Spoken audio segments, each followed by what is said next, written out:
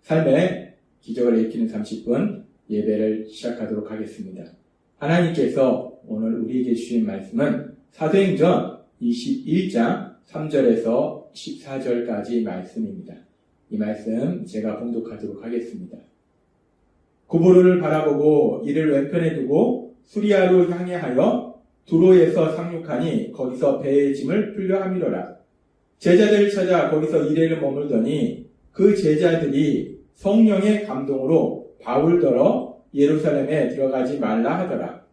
이 여러 날을 지낸 후 우리가 떠나갈새 그들이 다 그 처자와 함께 성문 밖까지 전송하거늘 우리가 바닷가에서 무릎을 꿇어 기도하고 서로 작별한 후 우리는 배에 오르고 그들은 집으로 돌아가니라. 이튿날 떠나 가이사랴에 이르러 7 집사 중 하나인 전도자 빌립의 집에 들어가서 머무르니라. 여러 날 머물러 있더니 아가보라 하는 한 선지자가 유대로부터 내려와 우리에게 와서 바울의 띠를 가져다가 자기 수족을 잡아매고 말하기를 성령이 말씀하시되 예루살렘에서 유대인들이 이같이 이 띠 인자를 결박하여 이방인의 손에 넘겨주리라 하거늘 우리가 그 말을 듣고 그곳 사람들과 더불어 바울에게 예루살렘으로 올라가지 말라 권하니 바울이 대답하되 여러분이 어찌하여 울어 내 마음을 상하게 하였느냐? 나는 주 예수의 이름을 위하여 결박당할 뿐 아니라 예루살렘에서 죽을 것도 각오하였노라 하니 그가 권함을 받지 아니하므로 우리가 주의 뜻대로 이루어지이다 하고 그쳤노라. 아멘. 오늘도 이 시간 하나님께서 우리에게 주신 말씀을 듣기 전에 잠시 기도하는 시간 갖도록 하겠습니다. 하나님 아버지, 오늘도 저희를 사랑하셔서 저희를 만나주시고 저희에게 말씀하시니 감사합니다. 하나님 아버지, 오늘도 주시는 말씀을 통해서 하나님의 선하신 뜻을 분별하게 하시고 저희를 사랑하신 하나님, 그 하나님을 믿게 하셔서 믿음으로 세상을 담대하게 살아가며 하나님이 예비하신 그 놀라운 역사들을 체험하는 저희 모두가 될 수 있도록 은혜 베풀어 주옵소서. 예수님의 이름으로 감사하며 기도드리옵나이다. 아멘. 바울 사도는 이제 예루살렘으로 가는 길에서 밀레드에서 에베소 장로들과 이별하고 이제 계속해서 예루살렘을 향해서 갑니다.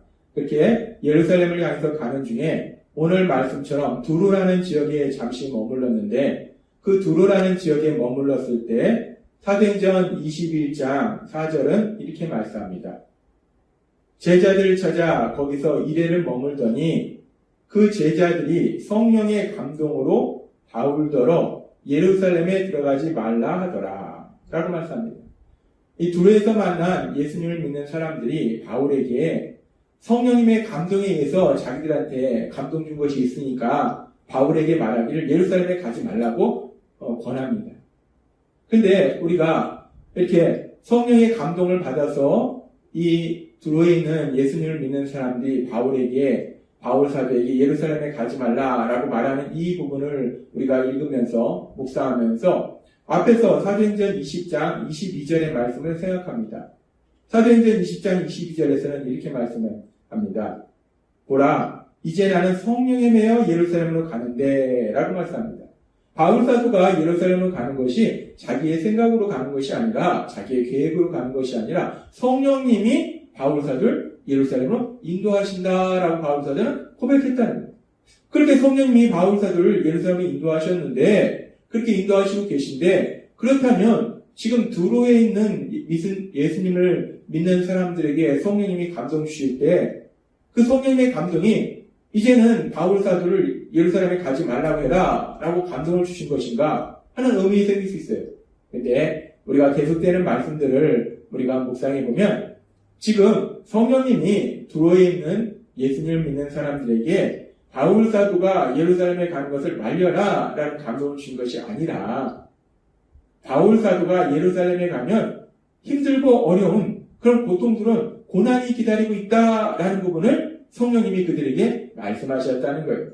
그래서 이 예수님을 믿는 들어있는 사람들이 바울 사도를 사랑하기 때문에 그 고난이 기다리고 있다니까, 그러면 그 고난이 앞에 기다리고 있으니까 예루살렘에 가지 않는 게 좋겠다라고 지금 권면하고 있는 것을 우리가 볼 수 있습니다. 그렇습니다. 지금 바울 사도를 예루살렘으로 인도하고 계신 성령님은 계속해서 바울 사도가 예루살렘에 갔을 때 그 예루살렘에 바울 사도에게 환난이, 고난이 기다리고 있음을 계속해서 말씀해 주고 계신 거예요. 이렇게 바울 사도가 예루살렘에 갔을 때 고난이 기다리고 있다는 것은 계속해서 이어지는 사도행전의 말씀을 통해서도 또 말씀해 주세요.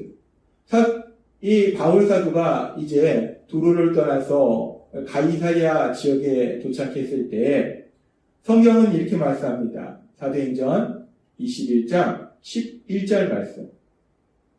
우리에게 와서 바울의 띠를 가져다가 자기 수족을 잡아매고 말하기를 성령이 말씀하시되 예루살렘에서 유대인들이 이같이 이 띠 임자를 결박하여 이방인의 손에 넘겨주리라 하거늘 이라고 말씀합니다.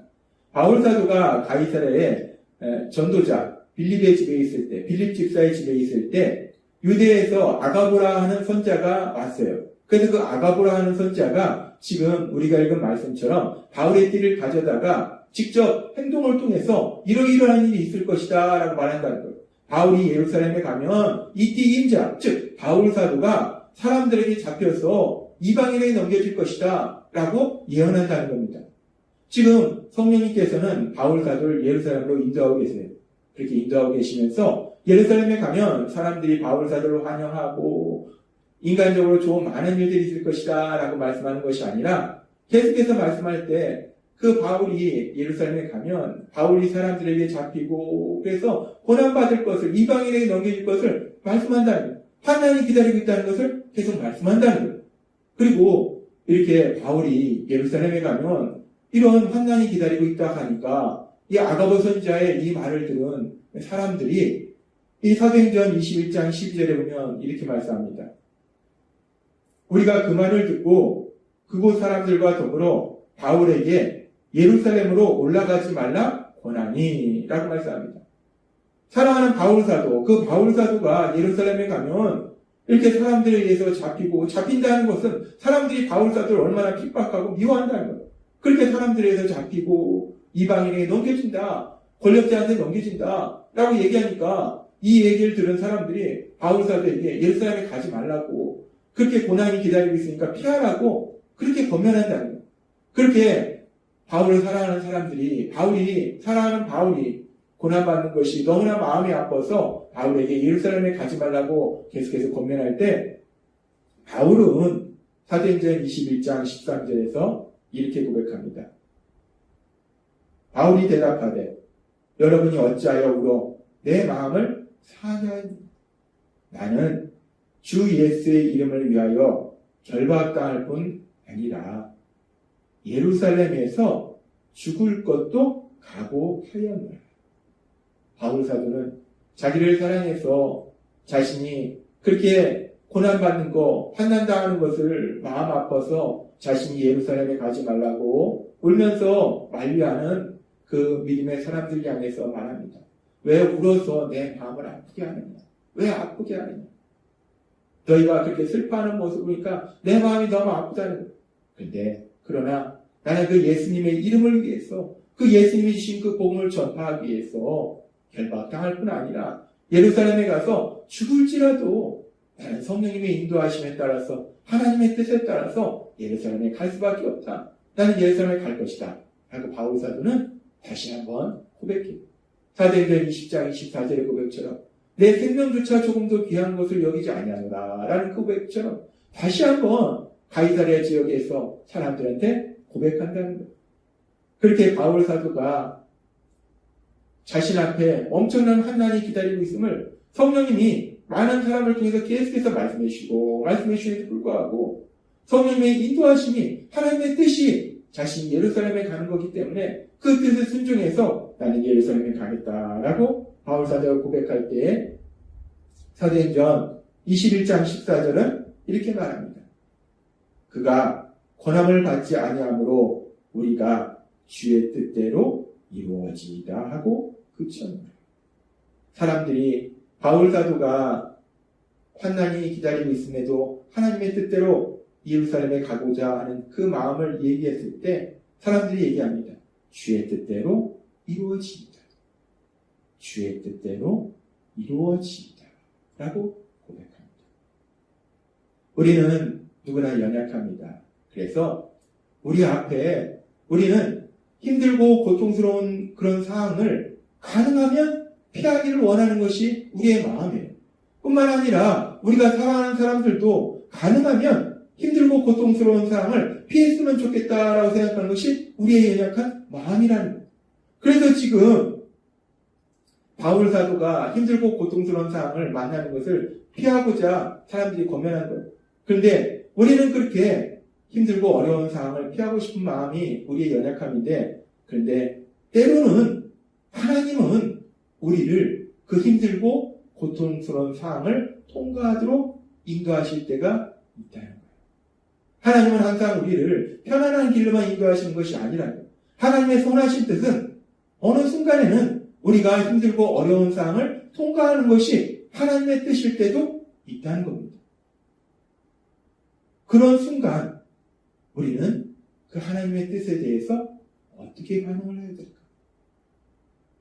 우리가 힘들고 어려운 일을 통과하는 것이 하나님의 뜻이라면 우리는 그 상황 속에서 어떻게 반응하는 것이 맞을까요? 오늘 말씀을 통해서 우리는 이 부분을 다시 한번 생각해 볼 수 있어요.